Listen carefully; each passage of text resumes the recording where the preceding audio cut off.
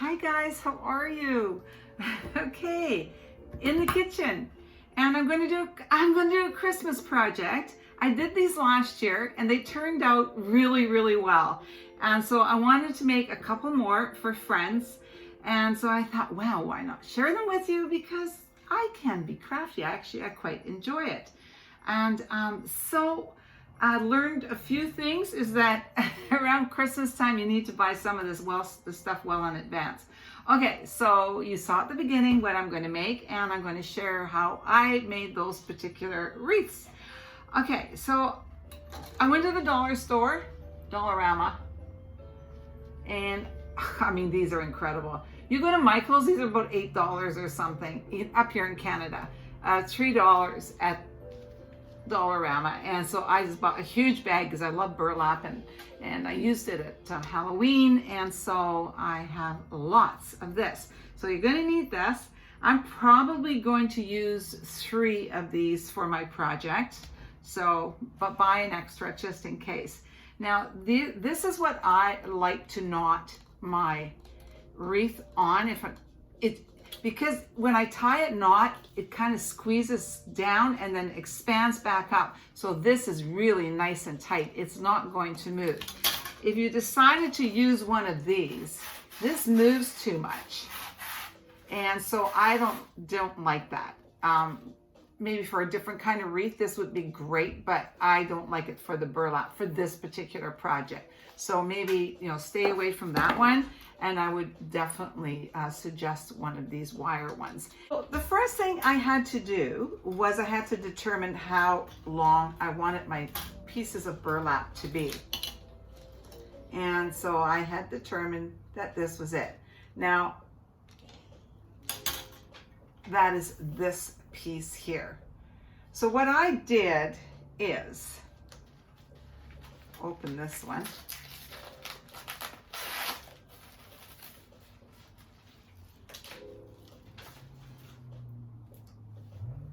Okay, so what I did is I opened up the roll, and I do actually try to kind of fold it, because this is how I put them on the ring, like I fold it up like this.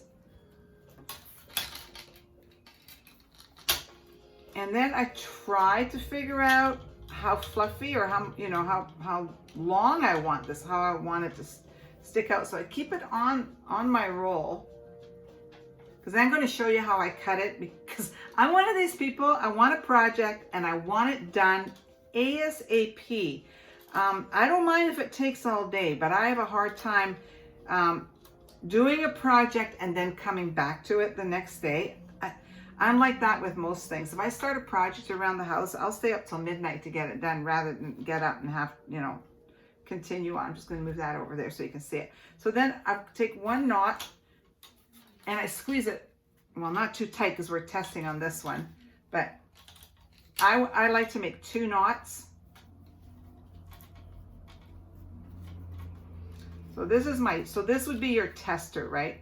So this is a little bit shorter than I would want it. So I'm just going to keep pulling. Yeah, so this would be about where I want it. This one here. So then I get this one there, and I just hold that. I mean, you can figure this out, but just in case you're wondering. So keep hanging on to this little piece here. Or if that's difficult for you, then you could just go like this. There. Maybe that was difficult for me. Okay.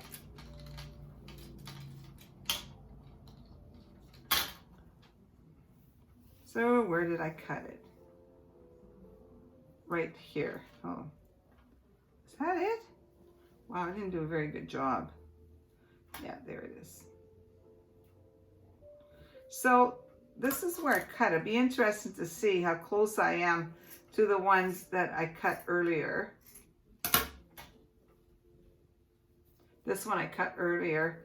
Let's see. I did the same process. Look at that. It's not.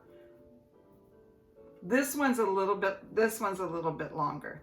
But if you're doing 2 knots, it's okay. All right. Let's put this aside. So I've got my piece here. This is how long I want every strip to be. And then I will do this.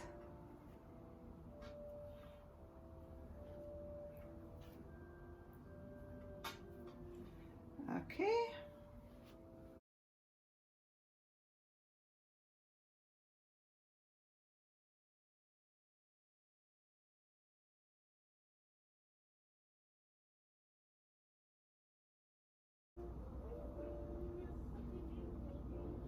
Can you guys hear the Christmas music in the background? What I actually got playing is the YouTube editor or audio. I think is because the news, you know, they keep making improvements, and so it was great. So I thought, well, I'm just going to play it in the background because it's copyright free. Okay. See how easy? I mean, this is so much easier than measuring every single piece. This might be different if something had to be precise, but since this doesn't, yeah, it's easy. And I really wanted to share this with you guys now because I love making gifts for Christmas. I really do. This one I think is going to be a little bit long. Let me just...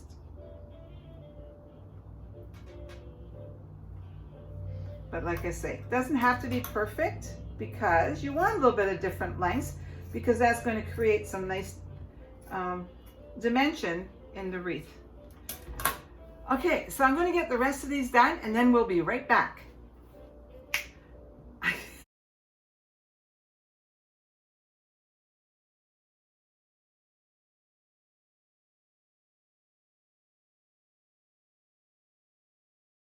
Okay, so I cut up 3.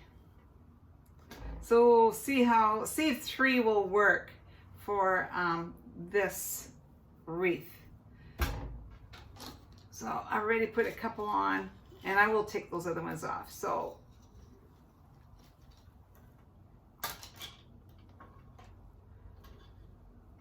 I take one, and I like to fold it so that way I can gather, you can get a little bit of a gathering effect on the wreath. Just lay it underneath, and I kind of try to get it, you know, like even. And make sure that you pull it nice, even and tight so you get a nice backing. So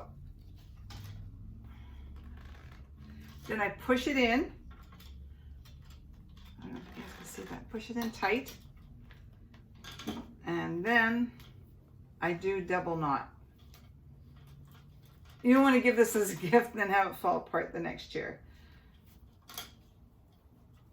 And this is a good exercise. I have osteoarthritis, so getting the strength sometimes, it's really hard after a while, but I think it's also a good exercise. Okay. And not to worry if some of these are a little bit longer than what you wanted, like this one feels a little bit long.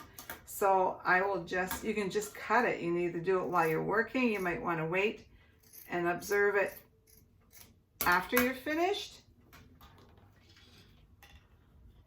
And so that gives me a nice smooth backing as well if I fold it.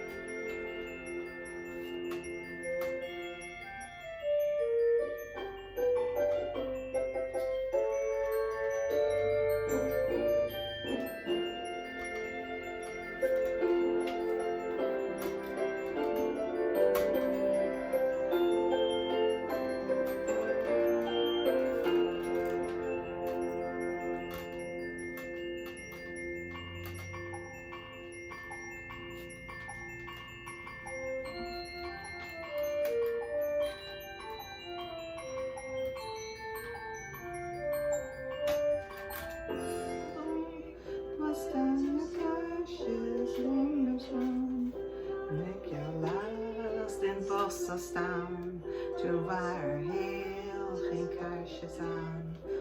Dennenboom, oh dennenboom, wat staan jouw kaarsjes onder? Christmas tree, oh Christmas tree,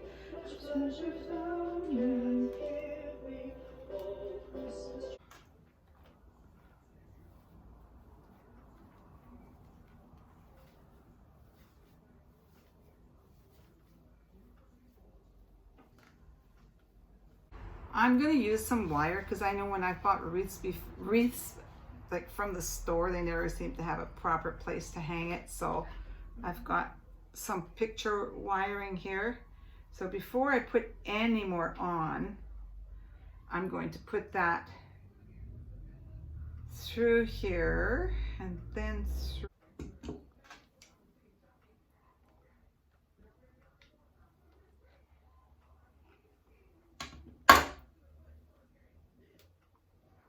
Okay, so I'll just push that over in there and we carry on.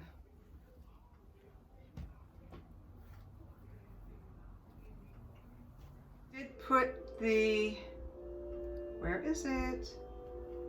So I've got the hanging thing here, and this is a little bit off because I squeeze some a little tighter than others. So now I'm going to clean it up a bit, like some of these loose ends, which just make a spot over here. So I did end up using 3, guys. Okay, so this is where, and it's messy. Okay, so once you've completed that, then there's decisions to make. I love these because they're burlap. Now I bought these at Canadian Tire, and I'm sure you can probably get them at Holly Hobby or wherever.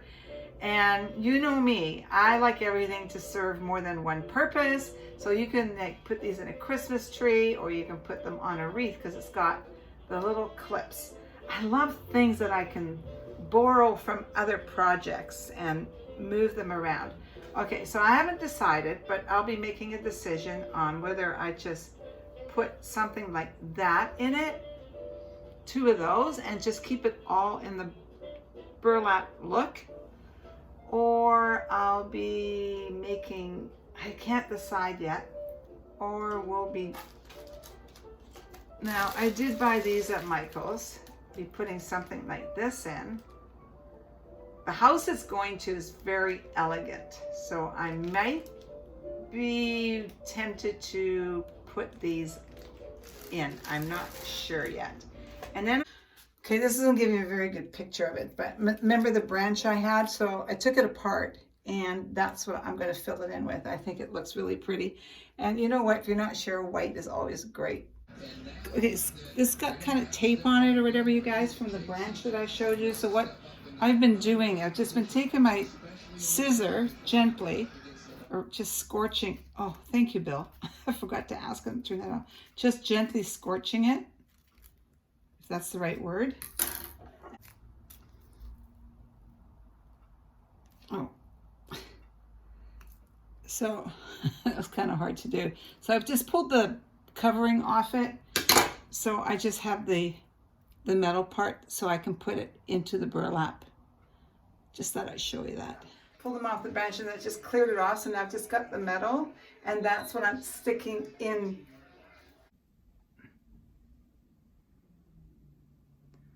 And of course with the burlap, you can do whatever you want. There's a multitude of things. You can even get colored burlap. Anyway, this is almost the end.